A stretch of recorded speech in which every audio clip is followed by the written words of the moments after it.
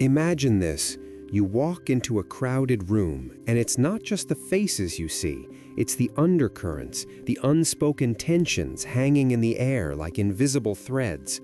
You glance at a stranger, and in that fleeting moment, you sense their hidden pain, their unfulfilled dreams, or even the path they're unknowingly barreling toward. It's as if you're tuned into a frequency others can't hear, picking up on shifts in the cultural zeitgeist or personal destinies before they unfold. This isn't paranoia or overthinking. It's a profound, almost otherworldly intuition that sets you apart. But here's the cruel irony. This gift isolates you.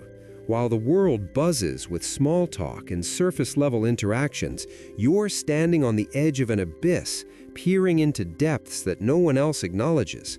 Society craves tangible proof, data, evidence, results. Your insights? They're ethereal, unsubstantiated whispers from the unconscious. Over time, you learn to bite your tongue, retreating deeper into your inner sanctuary. And that's where the danger begins. Carl Jung, the pioneering psychologist who delved into the human psyche like no one before him, issued a stark warning for people like you, the introverted intuitive. He described this type as one who perceives what is about to be but is not yet, a visionary trapped between the present and the potential. But without a bridge to the real world, this inner realm doesn't enlighten, it imprisons.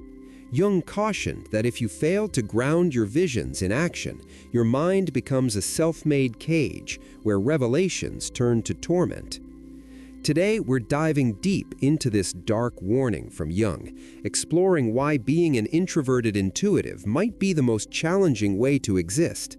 We'll uncover how your intuition operates, the traps it sets, the shadows it casts, and most importantly, how to transform this curse into a source of true power. If you've ever felt like an outsider in your own life, paralyzed by insights that others dismiss, this is for you. Stick around, because by the end, you'll have the tools to break free from the prison of your own visions. Let's start by understanding the machinery of your mind. Unlike extroverts who draw energy from the outer world, or sensors who anchor themselves in concrete facts, the introverted intuitive turns inward.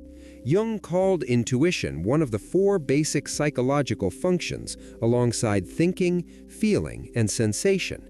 But for you, it's dominant and introverted, meaning it's directed toward the inner object, the unconscious mind. Picture your psyche as an antenna not pointed at the stars, but tuned to the depths within. You don't perceive with your physical eyes, you see with the eyes of the soul, as mystics might say. External events are mere shadows, hints of deeper archetypes bubbling up from the collective unconscious. Jung explained, intuition is chiefly dependent on concrete instigations of sensation, which have little or no conscious registration. In other words, a casual conversation or a news headline triggers a cascade of symbolic insights in you, revealing patterns that others miss. This makes you extraordinarily sensitive to existential shifts. You might foresee a relationship's downfall months before the cracks appear, or sense a societal trend years before it hits the mainstream. But here's the rub. These perceptions lack language. They're imagistic, symbolic, hard to articulate. The world demands logic, facts, figures, proof. When you try to share, you're met with skepticism or ridicule. That's just your imagination, they say. Over time, this creates a chasm, your inner clarity versus external dismissal. Jung noted that introverted intuitives often appear detached or otherworldly because they're immersed in these internal signals. You're not antisocial, you're preoccupied with the unseen. This can lead to profound creativity. Think of how artists channel these visions, but without balance, it fosters alienation. You live on the threshold, as I mentioned earlier, between now and not yet. It's exhilarating, but exhausting, and if left unchecked, it sets the stage for the real dangers ahead.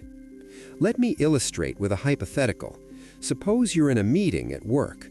While others discuss quarterly reports, you intuit a looming market shift based on subtle cultural cues. You know it in your bones, but you can't back it up with data yet. So you stay silent, and months later, when it happens, you're vindicated, but alone in your foresight.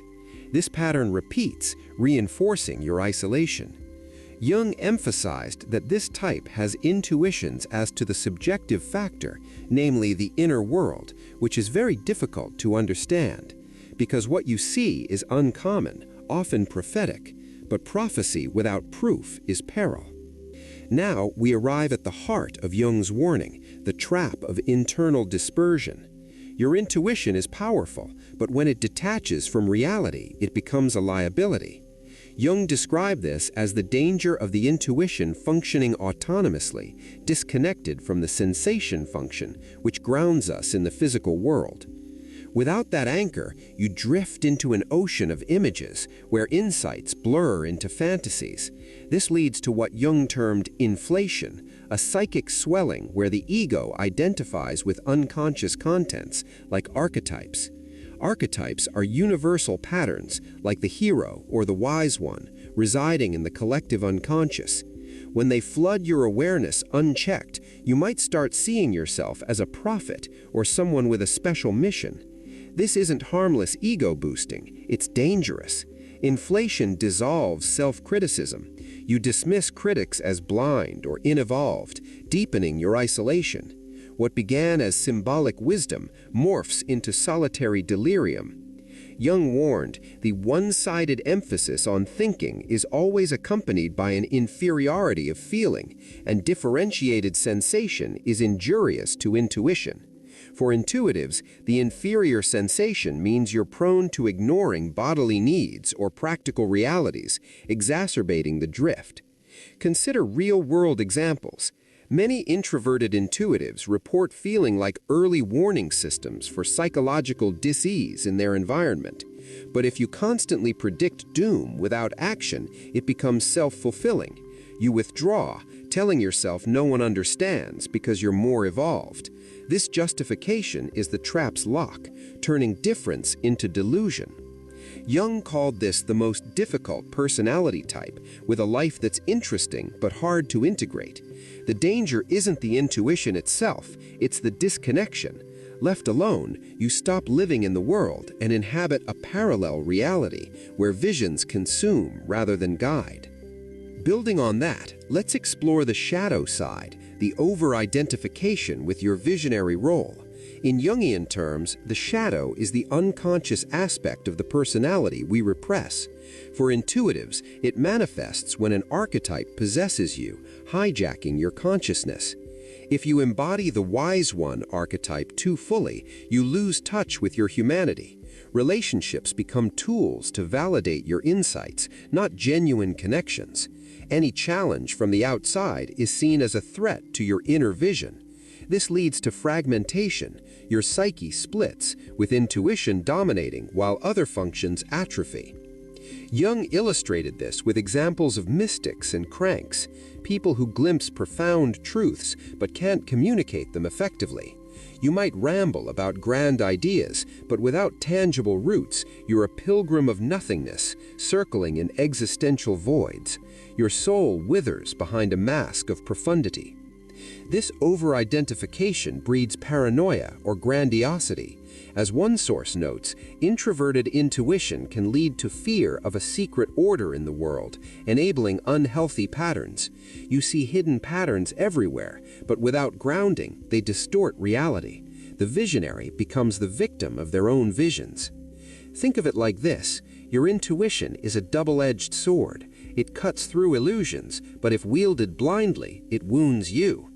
Jung stressed balancing functions to avoid this shadow. Without it, you're possessed, not empowered. But there's hope. The antidote lies in integrating your inferior function, sensation.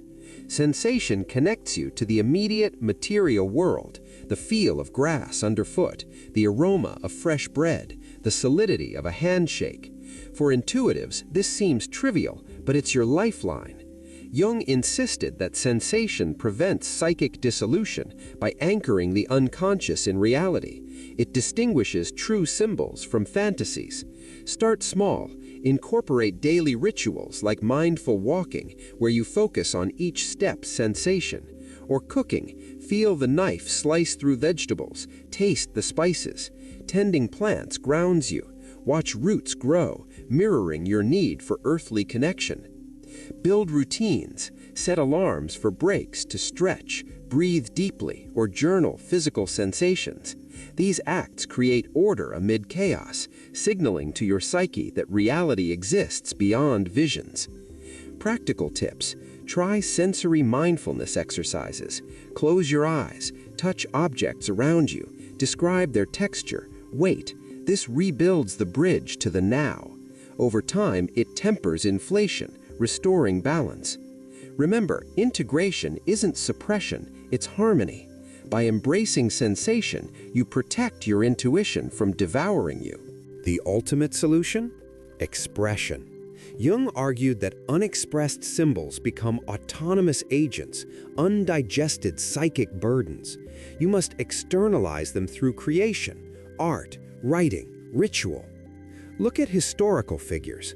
Franz Kafka, the masterful writer, channeled his introverted intuitions into surreal stories like The Metamorphosis, transforming inner torment into literature. His works captured the absurdity of existence, grounding visions in narrative. Vincent van Gogh poured his boiling soul into canvases, his swirling stars and turbulent skies reflecting intuitive depths. Despite personal struggles, art saved him from complete dissolution. Even Jung himself, likely an introverted intuitive, avoided collapse through his Red Book, a personal mandala of visions turned into art and analysis. For you, start journaling symbols, painting dreams, or composing music. Share via blogs or communities. This transforms solitude into shared maps, integrating your psyche. Creativity isn't optional, it's survival. It turns your prison into a portal. In closing, living as an introverted intuitive in a metrics-obsessed world is an act of quiet rebellion. You sustain the invisible amid denial, pointing to unseen paths. You're not flawed. Your visions are a call to wholeness. But heed Jung, ground in earth to reach the stars. Break the pre-written script. Author your narrative. Thank you for joining this exploration. If this resonates, like, subscribe, and share your stories below. Remember, your intuition isn't a curse, it's your compass. Use it wisely.